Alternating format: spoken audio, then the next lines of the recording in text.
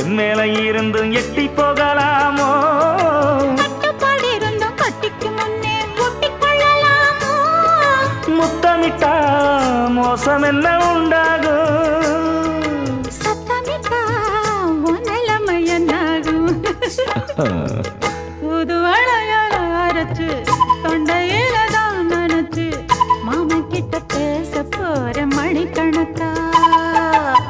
தூண்டாமணி விளக்க தூண்டி விட்டு எரிய வச்சு ஓ முகத்தை பார்க்க போற நாள் கணக்கா.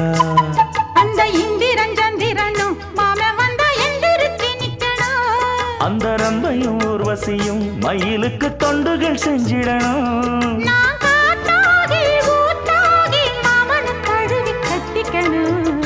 தூது வளையல அரைச்சு தொண்டையில தான் நினைச்சு நானும் கூட பேச போறேன் மணிக்கண